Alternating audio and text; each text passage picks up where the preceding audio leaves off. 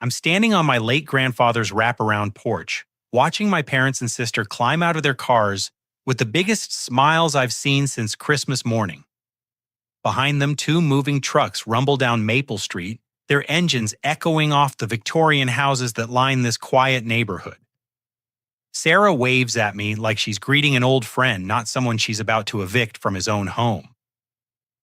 My father Marcus adjusts his tie and grins while my mother Linda practically skips up the brick walkway. They're holding legal documents, laughing about something completely confident in whatever plan they've cooked up.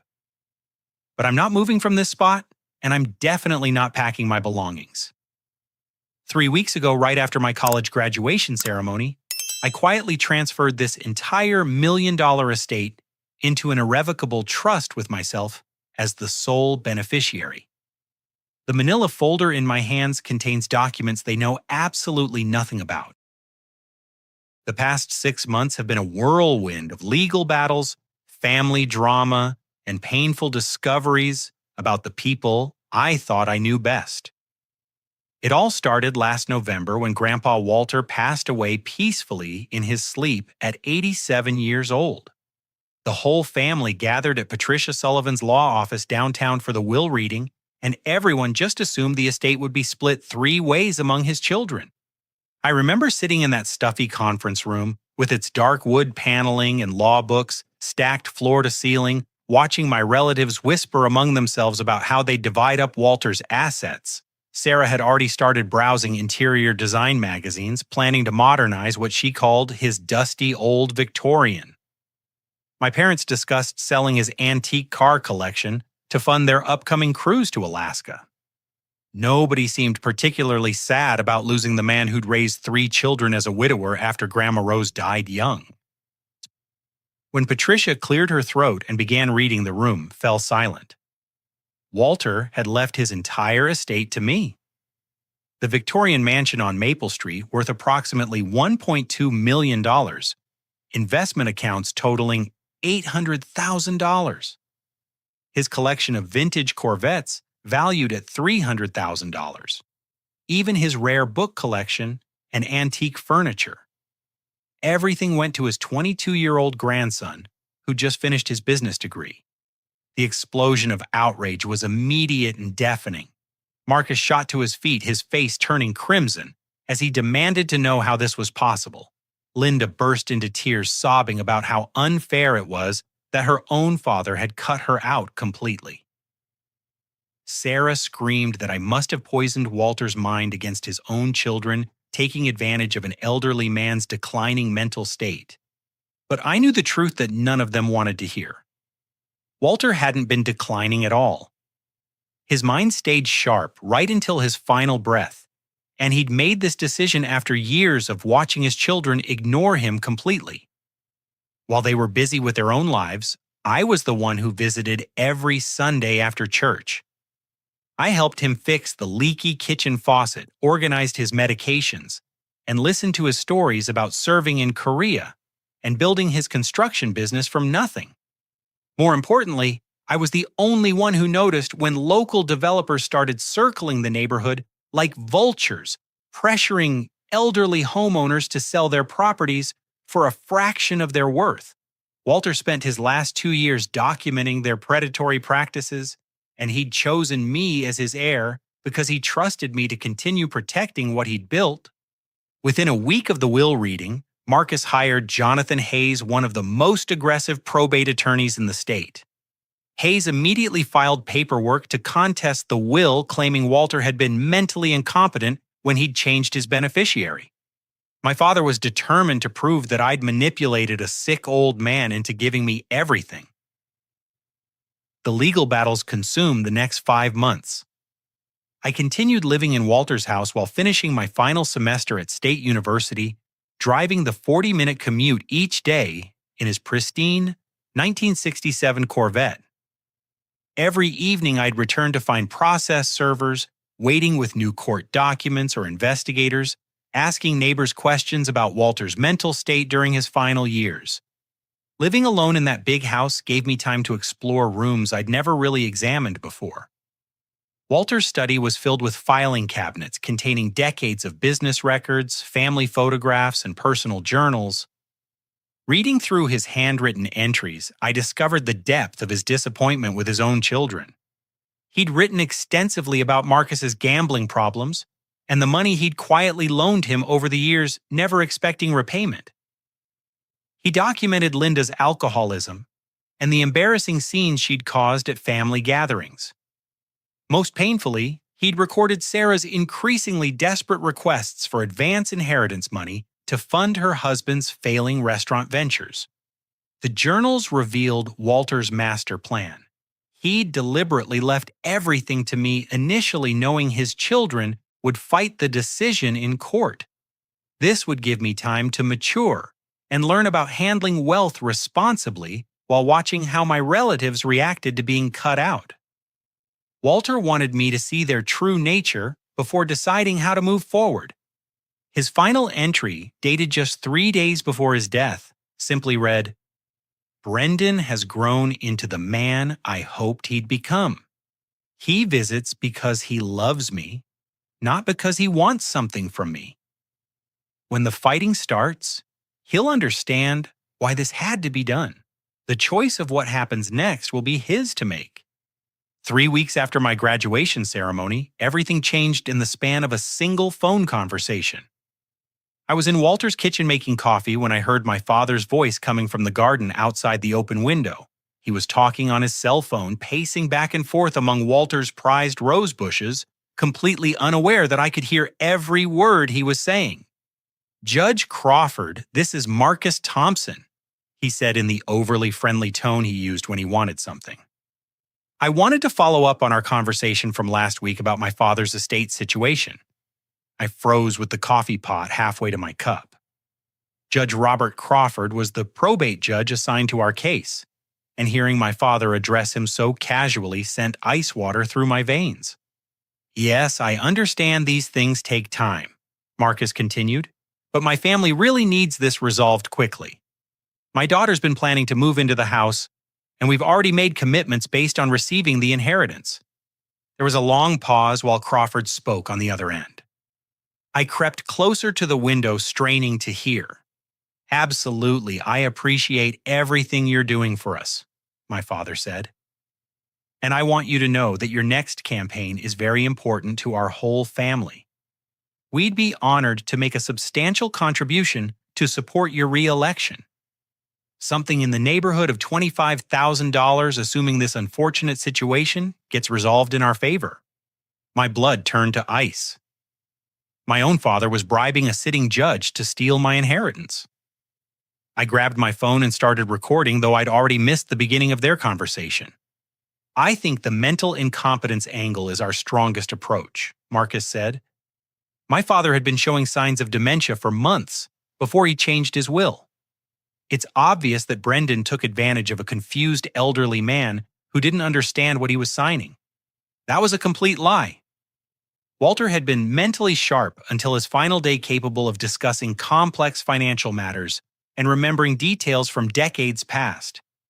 But apparently my family was willing to destroy his memory and reputation to get their hands on his money. "Perfect," Marcus concluded. "Sarah will be so relieved to hear that you're expediting the hearing. We'll have those medical evaluations ready for you by Friday, and I'll make sure that campaign contribution gets processed immediately after the ruling." After he hung up and walked away, I sat in Walter's kitchen feeling sick to my stomach. This wasn't just about family greed anymore. They'd corrupted the entire legal system to steal what Walter had wanted me to have. I called Patricia Sullivan immediately, but her secretary said she was in court all day. When she finally returned my call that evening, her voice sounded strained and exhausted. "Brendan, I'm glad you called," she said. "I've been meaning to discuss some developments in your case. I've been receiving some pressure from the State Bar Association to encourage you to settle this matter out of court." "What kind of pressure?" I asked, though I suspected I already knew. "Apparently, some influential people think this inheritance dispute has dragged on too long and should be resolved quietly. They're suggesting that fighting your family's claims might not be in your best interests, especially given your age and inexperience with managing large estates. Patricia had been Walter's attorney for over 20 years, and she'd never backed down from a fight before. Hearing defeat in her voice told me that the corruption went deeper than just Judge Crawford. "Are you saying you think I should give up?" I asked. "I'm saying that I'm 68 years old and considering retirement rather than fighting a system that's been compromised," she replied sadly. "If I step down as your attorney, you'll need to find new representation, and that could take months." That night, I couldn't sleep. I kept thinking about Walter's journals and his documentation of local corruption. Finally, around 3 in the morning, I went to his study and started searching through filing cabinets I'd never opened before. Hidden behind tax records from the 1980s, I found a small safe built into the wall. Walter had given me the combination years ago, telling me it was important family information I might need someday. Inside the safe were documents that made my blood run cold. Walter had been investigating local government corruption for years, documenting connections between Judge Crawford, several city council members, and a development company called Meridian Properties. The files contained photographs of secret meetings, copies of campaign finance records, and detailed timelines showing how certain zoning decisions had benefited Meridian's projects. Walter had uncovered a systematic pattern of bribery and influence peddling that went back over a decade. Most shocking of all, I found blueprints showing Meridian's plans for our neighborhood. They wanted to demolish an entire block of historic Victorian homes, including Walter's house, to build a massive shopping complex. The company had been systematically buying properties from elderly homeowners at below-market prices, pressuring them to sell through intimidation and false claims about declining property values. Walter's house sat on the most valuable corner lot in their development plans. Without it, their entire project would collapse. This wasn't just about my family's greed anymore. Powerful people with deep pockets wanted Walter's property, and they'd found willing accomplices in his own children. I discovered that Sarah had already signed preliminary agreements to sell the estate to Meridian immediately upon gaining ownership. She'd negotiated a quick sale price of only $800,000 for property worth over $1 million in exchange for immediate cash payment within 30 days of transfer. Everything made sense now. My family wasn't just trying to steal my inheritance.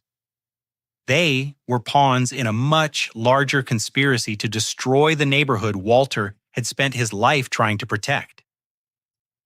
The next morning, I drove 2 hours to the state capitol and walked into the offices of Foster & Associates, a law firm that specialized in estate planning and white-collar crime defense. I'd found their name in one of Walter's files, along with a handwritten note saying, "If anything happens to me, these people can be trusted." Daniel Foster was a sharp-eyed man in his 50s who listened to my entire story without interruption, occasionally taking notes on a yellow legal pad. When I finished explaining about the corruption and my family's involvement, he leaned back in his chair and studied me carefully. "Your grandfather was a remarkable man," he said finally. "He contacted us about 6 months before his death, wanting to set up contingency plans in case his family tried to contest his will through fraudulent means." My heart nearly stopped. He knew this would happen? Walter suspected it, yes.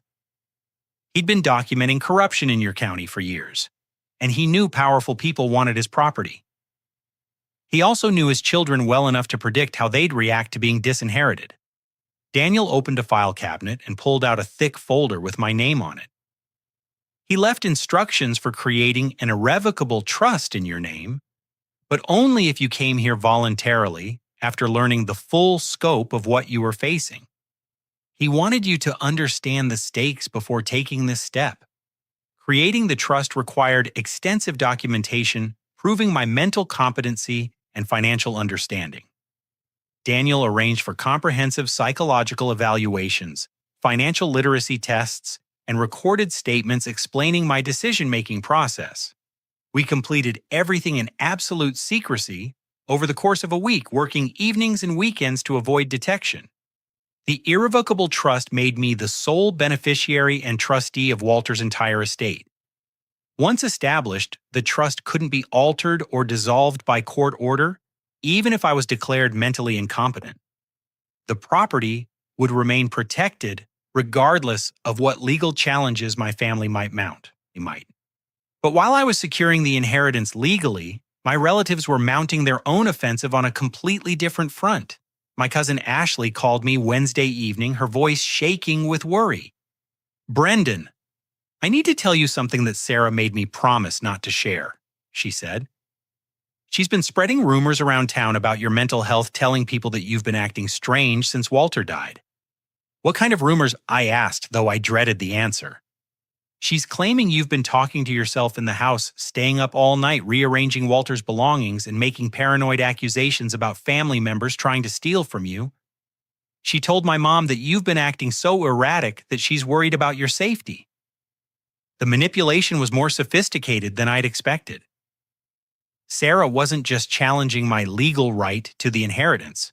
She was systematically destroying my reputation and credibility in the community. If people believed I was mentally unstable, it would be much easier for Judge Crawford to rule against me.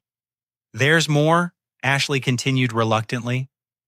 "She showed me some medical records claiming you sought psychiatric treatment for depression and paranoid delusions after Walter's funeral."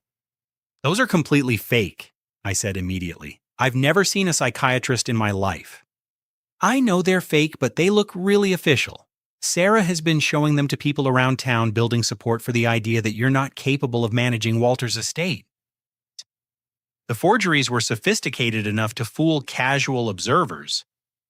Someone with access to medical formatting software and official letterhead had created convincing documents suggesting I'd been treated for severe depression and paranoid ideation at Regional Medical Center's psychiatric unit. I confronted my college roommate Jake the next day, finding him at his apartment near campus. He looked guilty the moment he opened the door, unable to meet my eyes. "Sarah offered you money, didn't she?" I asked directly. Jake's shoulders sagged in defeat. "She said she'd pay me $5,000 to sign a statement saying you'd talked about suicide and seemed mentally unstable during your final semester. She claimed she was worried about your safety and needed documentation to get you help. But you didn't sign it." "Of course not. You're the most level-headed person I know." "But she found other people who were willing to lie for money." The scope of Sarah's deception was breathtaking. She'd systematically approached my college acquaintances, offering cash payments for sworn statements about my alleged mental instability. Most had refused, but a few desperate students had been willing to perjure themselves for quick money. Friday afternoon, a process server appeared at Walter's front door with documents that made my blood run cold. My family had petitioned the court for emergency guardianship, claiming I was mentally unfit to manage the inheritance due to severe psychological disturbance following Walter's death. The petition included the forged medical records, purchased affidavits from college acquaintances, and sworn statements from my parents describing my alleged erratic behavior. They'd scheduled an emergency hearing for Monday morning, hoping to catch me off guard and unprepared. Their plan was elegant in its simplicity. Have me declared mentally incompetent on Monday, assign Sarah as my guardian, with control over all financial decisions, then immediately transfer the estate to her name and sell it to Meridian Properties. By the time I could mount any legal challenge, the house would be demolished and the evidence of corruption buried under concrete and steel.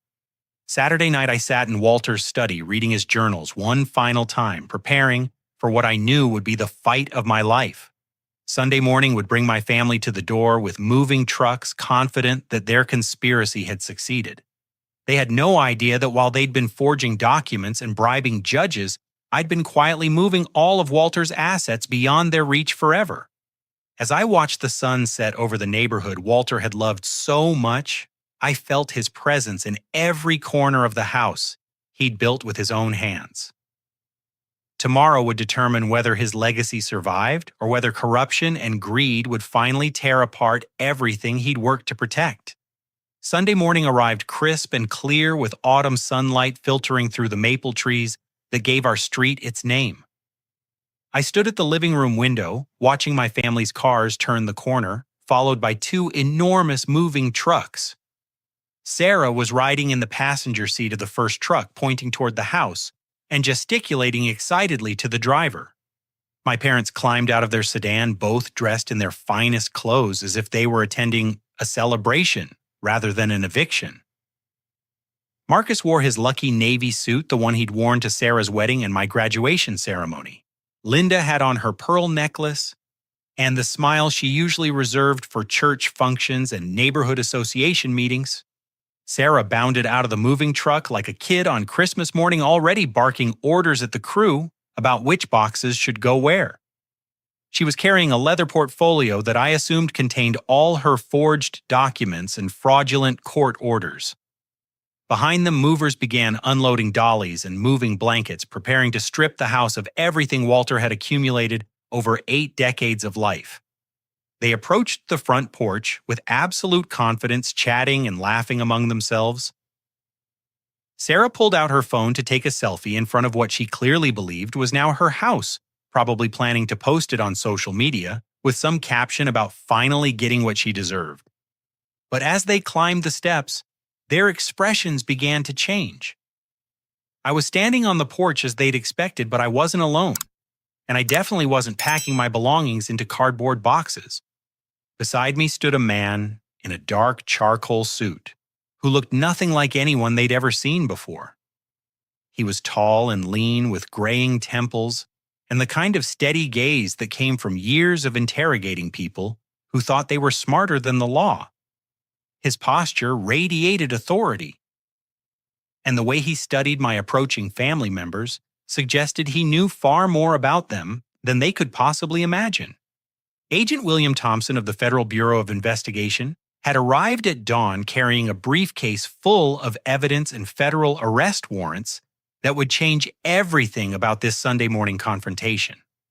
"Good morning," Agent Thompson said calmly as my family reached the top of the porch steps. He pulled out his credentials and held them up for everyone to see. "I'm Agent Thompson with the FBI's Public Corruption Unit. I believe we need to have a conversation." The transformation in my family's demeanor was instantaneous and complete. Marcus went pale, his confident smile evaporating like morning mist. Linda's hand flew to her throat, clutching her pearls, as if they might somehow protect her from federal law enforcement. Sarah's leather portfolio slipped from her fingers, spilling forged documents across the painted porch boards. "I don't understand." Marcus stammered, his voice cracking like a teenager's. "We're just here to help our son move his belongings. There must be some mistake." "Oh, there's been a mistake, all right," Agent Thompson replied, opening his briefcase and pulling out a thick manila folder. "But it wasn't made by the Bureau. We've been investigating public corruption and real estate fraud in this county for the past 18 months, and your family has provided us with some very interesting evidence." Sarah found her voice first, probably because she'd had the most practice lying. "This is harassment," she declared, though her voice shook with barely controlled panic. "We haven't done anything wrong. We're just trying to help our mentally unstable relative get the care he needs." Agent Thompson's smile was as cold as January wind. "Mentally unstable? Is that what you call the young man who's been working undercover with federal law enforcement for the past 3 months? The silence that followed was so complete that I could hear birds singing in Walter's oak tree and the distant sound of church bells from St. Mary's downtown. My family stood frozen, trying to process what they'd just heard. You see, Agent Thompson continued. Walter Thompson wasn't just your grandfather, Brendan. He was also a federal informant who'd been documenting corruption in local government and real estate development for years. His decision to leave you his estate wasn't just about love, though that was certainly part of it. It was about ensuring that his evidence would survive his death and that justice would eventually be served. He pulled out a handheld recording device and pressed play. Suddenly, Marcus's voice filled the morning air. "Judge Crawford, this is Marcus Thompson. I wanted to follow up on our conversation from last week about my father's estate situation. My father's face went white as he heard his own words offering $25,000 in bribes to a sitting judge. Linda sank down onto the porch swing, apparently unable to remain standing, as the full scope of their legal jeopardy became clear. That recording was made last Tuesday, Agent Thompson explained. We have similar recordings of phone conversations between Sarah and representatives from Meridian Properties discussing the sale of this estate before she'd legally obtained ownership. We also have documentation of the forged medical records, the perjured affidavits, and the systematic conspiracy to defraud Brendan of his legitimate inheritance. The moving truck sat idling in the street, their crews probably wondering why their customers were having what appeared to be a very serious conversation with a federal agent. Neighbors had begun to emerge from their houses, drawn by the unusual activity and the obvious tension radiating from our front porch. "This is entrapment," Sarah said desperately, grasping for any possible defense. "If Brendan was working with you people, then you tricked us into committing crimes." "Actually," I said, speaking for the first time since my family had arrived, "entrapment only applies when law enforcement officers induce someone to commit crimes they wouldn't have committed otherwise. Nobody forced you to forge medical records, bribe judges, or conspire with developers to steal property that legally belongs to me." Agent Thompson nodded approvingly. Brendan is correct. The FBI doesn't consider it entrapment when we simply provide opportunities for criminals to reveal their true nature. Everything your family did, you did voluntarily and with full knowledge that it was wrong. He signaled to unmarked vehicles that had been parked discreetly around the neighborhood. Federal agents emerged and began walking toward our house, moving with the calm efficiency of people who'd done this many times before. Marcus Thompson. Agent Thompson announced formally, "You're under arrest for conspiracy to commit bribery, wire fraud, and violation of federal corruption statutes." As handcuffs clicked around my father's wrists, and Agent Thompson began reading him his Miranda rights, I felt something I hadn't experienced in months: complete and total vindication. The manila folder in my hands contained more than just trust documents. It held evidence of my family's crimes recordings, of their conspiracies, and proof that Walter's faith in me had been justified. The moving trucks pulled away, empty, their services no longer needed. My family's dreams of easy money and unearned luxury disappeared with them, replaced by the harsh reality of federal prosecution and public disgrace. As Marcus was led away in handcuffs toward an unmarked federal sedan, Linda and Sarah stood on the porch in stunned silence, apparently unable to comprehend how completely their plans had unraveled. The neighbors who'd gathered to watch the commotion whispered among themselves, pointing and taking pictures with their phones. "I think it's time for complete honesty," I said, opening the manila folder I'd been holding since they'd arrived. "There are things you need to know about the past few months and about Grandpa Walter's real plan." Agent Thompson gestured for Linda and Sarah to sit down on the porch furniture Walter had refinished himself years ago. They complied, mechanically, moving like people in shock who were operating on autopilot rather than conscious thought. "First," I continued, "every conversation we've had since Walter's funeral has been recorded with FBI approval. Daniel Foster isn't just any attorney. He's a former federal prosecutor who specializes in public corruption cases. The trust we created wasn't just about protecting the inheritance. It was about ensuring that your criminal conspiracy would be properly documented and prosecuted." I pulled out a small digital recorder, no bigger than a matchbook, and set it on the wicker table between us. This device was in my pocket during every family gathering, every legal meeting, every private conversation where you plotted to steal what Walter had left me. Sarah's face crumpled as she realized the full extent of her exposure. "You've been spying on your own family." "No," I replied firmly. "I've been protecting myself from people who were willing to commit federal crimes to steal my inheritance. Walter warned me this would happen, and he prepared me to document everything."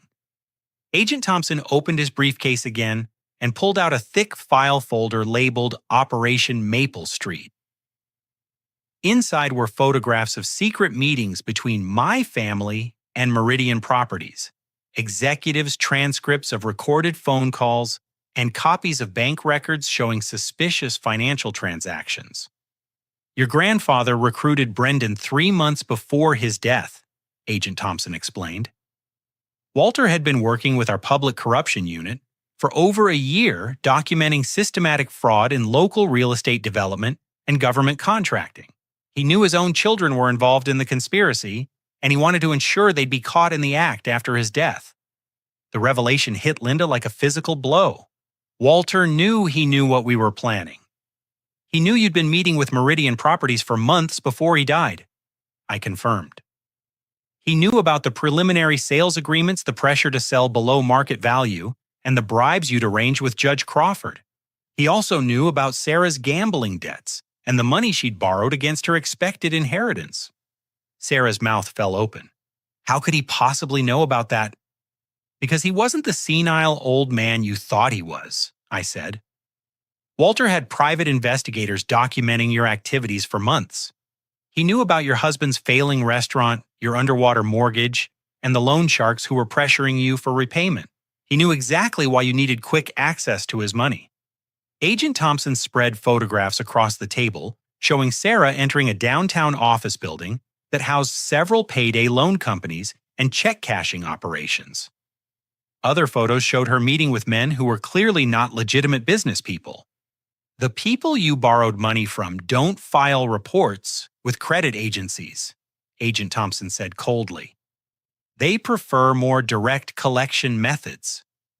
Your grandfather knew you'd put yourself in a position where you'd do anything to get his estate quickly, including committing federal crimes. Linda began crying finally, understanding the depth of Walter's disappointment with his children. We never meant for things to go this far. We just thought Brendan was too young to handle so much money responsibly. Really? I asked, unable to keep the bitterness out of my voice. Is that why you forged medical records claiming I was mentally ill? Is that why you bribed a judge and conspired with developers to sell Walter's house for a fraction of its value? Agent Thompson consulted his notes. According to our investigation, Meridian Properties has used similar tactics to acquire over 30 properties in this neighborhood during the past 5 years. They target elderly homeowners with pressure tactics, false claims about declining property values, and systematic harassment until people agree to sell below market prices. He showed us aerial photographs of the proposed development, a massive shopping complex that would have replaced 6 blocks of historic homes with parking lots and chain stores. Walter's corner lot was the keystone property that would make the entire project feasible. Your grandfather spent the last 2 years of his life documenting these predatory practices, Agent Thompson continued. He worked with our office to build cases against corrupt officials, fraudulent developers, and the financial institutions that enabled their schemes. The scope of Walter's investigation was breathtaking. He'd maintained detailed files on Judge Crawford's suspicious rulings, city council members who'd received unexplained campaign contributions, and bank officials who'd approved questionable development loans. His evidence had led to indictments that went far beyond our family's small-scale corruption. Walter's final recordings were made just 2 days before he died, I said, pulling out a laptop computer that had been hidden in his study. He wanted you to hear his actual feelings about what you'd become. I pressed play, and suddenly Walter's familiar voice filled the morning air. He sounded strong and clear, nothing like the confused elderly man my family had described in their court filings. If you're listening to this, it means my children have revealed their true nature, and Brendan has learned the hard lessons I hoped he'd never need to learn. Walter's voice said, I didn't cut you out of my will because I stopped loving you. I cut you out because enabling your destructive behavior would have been the cruelest thing I could do to you. Linda sobbed harder as her father's voice continued from beyond the grave. Marcus, your gambling addiction has cost you 3 jobs and nearly destroyed your marriage. Giving you money would have been like giving alcohol to a drunk. Linda, your drinking problem has embarrassed this family for years. And you've used guilt and manipulation to avoid taking responsibility for your actions. And Sarah, your financial recklessness has put your children's future at risk. The recording continued for another 10 minutes, with Walter explaining exactly how he'd discovered each of their secrets and why he'd chosen to leave everything to me instead. His voice never rose in anger, but the disappointment was devastating to hear. Brendan earned this inheritance by loving me unconditionally and helping me without expecting anything in return, Walter concluded. But more importantly, he's earned the right to decide whether his family deserves forgiveness and a chance at redemption. That choice is his to make, not mine. As the recording ended, Agent Thompson stood up and signaled to his colleagues. Linda Thompson and Sarah Mitchell, you're both under arrest for conspiracy to commit fraud forgery of official documents and participation in a racketeering enterprise.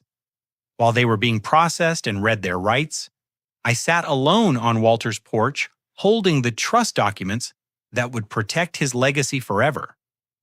The irrevocable trust meant that no court order, no matter how corrupt, could ever take this property away from me or the causes Walter had cared about. But as I watched my mother and sister being led away in handcuffs, I realized that winning the legal battle was only the beginning.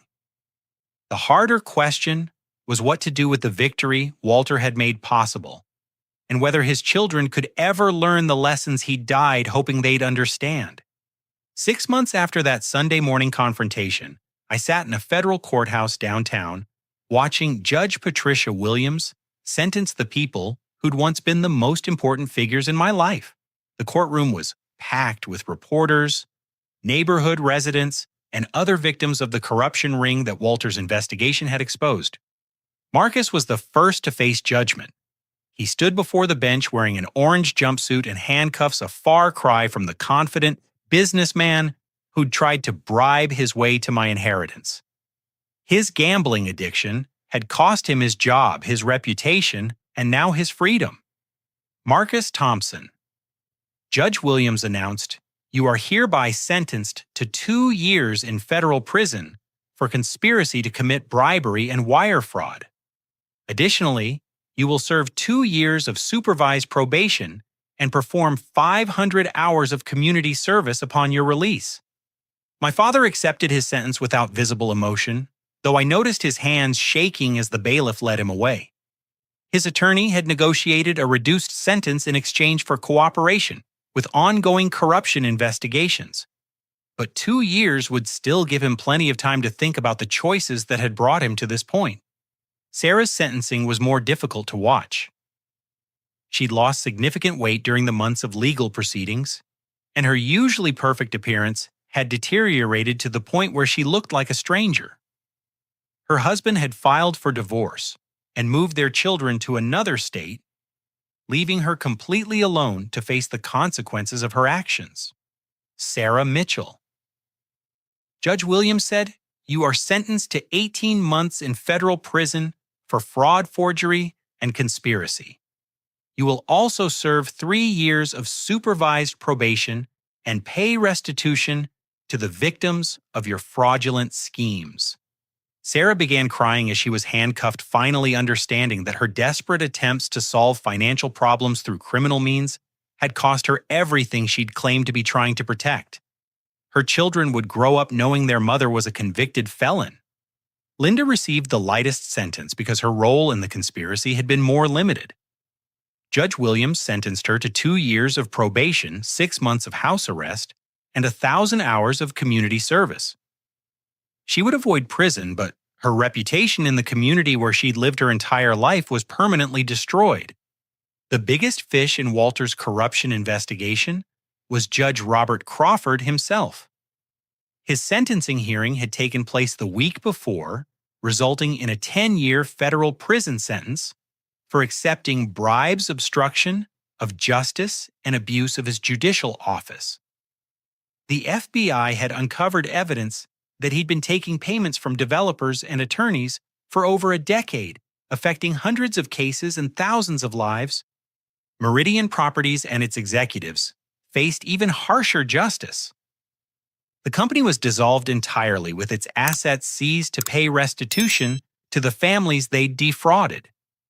3 executives received sentences ranging from 5 to 15 years, and the proposed shopping complex that would have destroyed our neighborhood was permanently canceled. As I left the courthouse that day, I felt a mixture of relief and sadness that was difficult to describe. Justice had been served, but it had come at the cost of destroying relationships with people I'd once loved and trusted. Walter's plan had worked perfectly, but its success felt more like a funeral than a celebration. I drove back to Maple Street and parked in the driveway of the house that was now permanently protected by the irrevocable trust. The neighborhood had returned to its quiet normalcy, with children playing on sidewalks and elderly residents tending their gardens without fear of developers pressuring them to sell. Inside Walter's study, I found the final sealed envelope he'd left for me marked "Open after justice." His instructions had been specific. This letter was only to be read after all legal proceedings were complete and the corruption had been fully exposed. The envelope contained a single handwritten page and 3 smaller sealed envelopes marked with my parents' and sister's names. Walter's final message was both heartbreaking and hopeful. Dear Brendan, if you're reading this, it means the justice system worked the way it was supposed to, despite the corruption that tried to subvert it. You've learned hard lessons about the people closest to you, but I hope you've also learned about your own strength and integrity under pressure. The money was never the point. The real inheritance I'm leaving you is the knowledge that doing the right thing, even when it's painful, is the only way to live with yourself. But justice without mercy becomes cruelty, and strength without compassion becomes tyranny. Your family made terrible choices, but they're still your family. Inside these sealed envelopes are my final words to each of them, not words of condemnation, but of conditional forgiveness. They can earn redemption if they're willing to do the work, but only if they acknowledge their mistakes and commit to making amends. The choice of whether to give them these letters is yours to make. You've proven yourself worthy of this inheritance, but the greater test is whether you can use your victory to heal rather than to punish. Build the family I always hoped we could become. That would be the greatest honor you could give to my memory. The 3 sealed letters sat on Walter's desk like a final test of my character. I could keep them forever, denying my family any chance at Walter's forgiveness.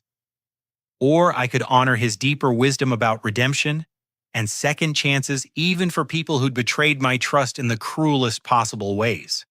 As evening shadows lengthened across Walter's study, I made the decision that would determine whether his legacy would be defined by justice alone or by the more difficult combination of justice and mercy that he'd spent his lifetime trying to embody. 1 year after the confrontation that changed everything, I stood in Walter's kitchen on Thanksgiving morning, preparing dinner for a family gathering that would have seemed impossible 12 months earlier. The house smelled of roasting turkey and fresh-baked rolls, the same aromas that had filled this space during Walter's lifetime, when he'd insisted on hosting every major holiday. The dining room table was set for 6 people, though the guest list would have shocked anyone who knew our recent history. Marcus had been released from federal prison 3 weeks earlier, having served 16 months of his 2-year sentence for good behavior and cooperation with ongoing investigations. He was staying in a small apartment downtown, working as a carpenter's apprentice and attending weekly Gamblers Anonymous meetings. Linda arrived first, carrying a homemade apple pie that actually smelled edible. Her community service requirement had led her to volunteer at the Walter Thompson Foundation, the charitable organization I'd established using income from the trust. She discovered a genuine talent for helping elderly people protect themselves from financial exploitation work that gave her a sense of purpose she'd never found in her previous social activities. The Madison family wanted me to thank you personally, she said as she set the pie on the counter. Mrs. Madison said the foundation's legal help saved her from losing her house to those predatory reverse mortgage scammers. The foundation had become Walter's living legacy, using trust income to fund legal aid for elderly victims of financial abuse. In its first year of operation, we'd helped recover over $2 million stolen from seniors by various fraudulent schemes. Linda's work coordinating victim services had become a full-time calling that suited her much better than the idle socializing that had enabled her drinking problem. Sarah arrived next looking healthier than she had in years, but carrying the visible weight of everything she'd lost. Her 18-month prison sentence had ended 6 months ago, but rebuilding her life proved much more challenging than serving her time. Her ex-husband had maintained full custody of their children, allowing her only supervised visits until she could prove long-term stability. "I brought this for Walter," she said quietly, placing a small potted plant near his photograph on the mantelpiece. "It's a cutting from the rose bush he taught me to tend when I was 8 years old. I thought he might like having part of his garden back in the house." Sarah was living in a halfway house and working 2 part-time jobs while attending court-mandated financial counseling. The gambling addiction that had driven her desperate choices was being addressed through therapy, but she still faced years of work, rebuilding relationships with her children, and earning their trust again. Marcus knocked on the door at exactly 2 o'clock wearing the clean work clothes that had become his uniform since leaving prison. His hands showed calluses from honest labor, and his face had lost the soft appearance that came from years of office work and easy living. Prison had been humbling, but it had also forced him to confront the addiction that had controlled his decisions for decades. "The Hendersons' kitchen is finished," he reported as he hung his coat in the front closet. "Mrs. Henderson said to tell you that having grab bars and accessible cabinets installed has made all the difference in her independence." Marcus was working with a construction company that specialized in home modifications for elderly and disabled residents. Many of his projects were funded by foundation grants, allowing him to contribute directly to the mission Walter had established. The irony wasn't lost on any of us that he was now building accessibility features for seniors instead of scheming to defraud them of their homes. The final guest was Agent William Thompson, who had become something of a family friend over the past year. His investigation of local corruption had expanded far beyond our original case, resulting in the prosecution of over 30 public officials and business executives. He'd requested permission to attend our dinner as a way of honoring Walter's contribution to cleaning up the county's government. "I have an update on the Meridian Properties Victims Fund," Agent Thompson announced as we gathered around the dining table. The final asset seizures were processed last week, bringing the total restitution fund to $4.7 million. Every family that lost property to their fraudulent schemes will receive full compensation.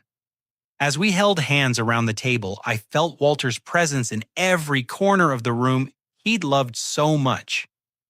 The mansion remained exactly as he'd left it, protected forever by the irrevocable trust that ensured no corrupt judge or greedy developer could ever threaten it again.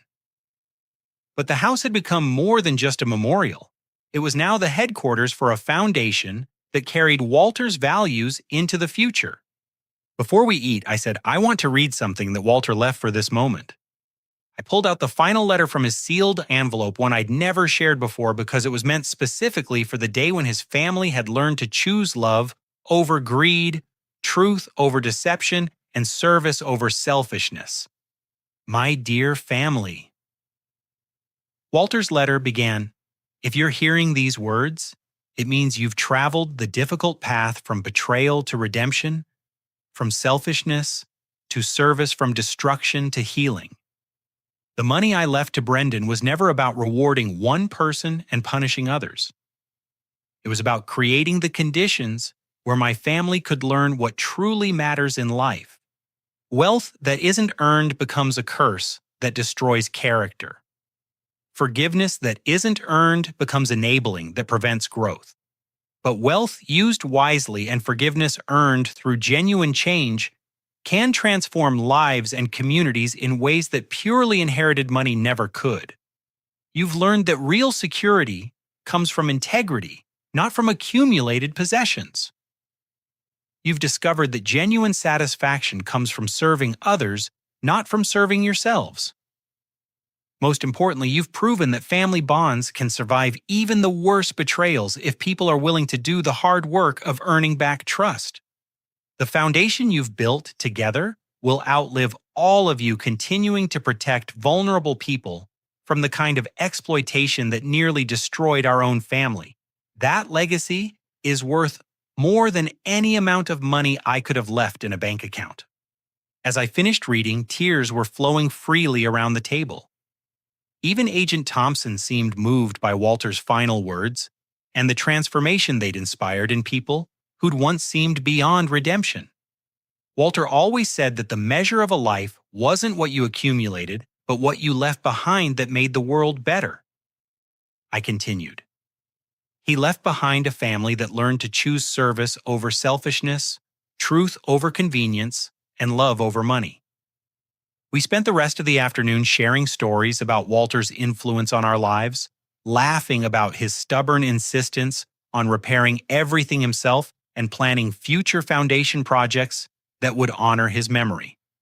For the first time in years, conversation flowed naturally without underlying tension or unspoken resentments. As evening shadows lengthened across the dining room, I realized that Walter's greatest gift hadn't been the inheritance itself, but the journey it had forced us all to take. The money had revealed everyone's true nature, but the consequences had provided opportunities for genuine transformation. Agent Thompson departed first, thanking us for the invitation, and promising to visit again during the holidays. Marcus, Linda, and Sarah lingered longer, reluctant to end what had become the first genuinely peaceful family gathering in years. "Walter would be proud of what you've accomplished," Linda said as she helped clear the dinner dishes. "Not just with the foundation, but with giving us chances to earn back your trust." He never stopped believing that people could change if they were willing to face the truth about themselves, I replied. The hardest part was learning to believe it myself. As my family prepared to leave, I stood on the same porch where I'd confronted their corruption a year earlier. The manila folder that had once contained evidence of their crimes was now filled with foundation reports, volunteer schedules, and plans for expanding our services to help even more vulnerable families. The neighborhood around us had been transformed as well. Property values had stabilized after the corrupt development schemes were exposed, and several young families had moved into homes that might have been demolished for shopping centers. Children played in yards where bulldozers would have operated if Walter's investigation hadn't stopped Meridian Properties.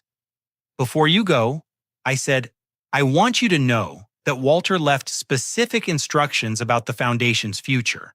When I turn 40, control of the trust will transfer to a board, consisting of all of us plus community representatives and foundation beneficiaries." Sarah looked surprised. "You mean we'll all have a voice in how the money gets used?" Walter wanted to ensure that the foundation would outlive any one person's leadership, I explained. But he also wanted our family to have the chance to work together on something meaningful, something that would honor what he tried to teach us about using resources responsibly. As they drove away into the November darkness, I remained on the porch looking up at stars that seemed brighter than they had in months. Walter's plan had been more sophisticated than any of us had initially understood. He hadn't just wanted to expose corruption and protect his estate. He'd wanted to create a path for his family to discover their better selves. The $1 million inheritance had been bait that revealed everyone's true character. But the real treasure was the knowledge that even people who'd made terrible choices could earn redemption through service, sacrifice, and genuine commitment to change. Inside the house, I walked through rooms filled with Walter's belongings and his memory, but also with the promise of a future built on the foundation he'd established. The trust would continue funding legal aid for elderly victims, housing assistance for families threatened by predatory schemes and educational programs that taught people to recognize and resist financial exploitation. Standing before Walter's portrait in his study, I spoke aloud to the grandfather who'd given me the most difficult and valuable lessons of my life. You were right about everything. The money was never the point. Building character was the point. Creating justice was the point. And learning that love sometimes requires tough choices was the most important point of all. The house settled around me with creaks and sighs that sounded almost like approval. Tomorrow would bring new challenges, new opportunities to serve people who needed protection from those who would exploit their vulnerabilities. But tonight I was simply grateful for Walter's wisdom and for the family that had learned to choose love over money service, over selfishness, and redemption over revenge. As I turned off the lights and headed upstairs to bed, I carried with me the knowledge that sometimes the greatest victories come not from defeating our enemies, but from helping them become the people they were always capable of being. Walter's final gift hadn't been wealth. It had been the chance to learn that true prosperity comes from using whatever resources we have to make the world a little more, just a little more kind, and a little more worthy of the love we've been given. Now I want to hear from all of you who've stayed with this story until the very end. Have you ever been in a situation where someone you trusted betrayed you for money or personal gain? How did you handle it, and what did you learn about forgiveness versus justice? Share your thoughts in the comments below because these experiences shape who we become as people. If this story resonated with you, please hit that like button to let me know it was worth telling. Subscribe to hear more true stories about ordinary people facing extraordinary challenges and discovering strength they didn't know they had. And please share this video with anyone who might need to hear that even the worst betrayals can lead to something better if we're willing to do the hard work of choosing love over revenge. Thank you for taking this journey with me today. Remember that your greatest inheritance isn't what others leave you, but what you choose to leave behind for the people who come after you. Until next time, keep fighting for what's right, keep believing in second chances, and keep building the kind of family and community that would make your ancestors proud.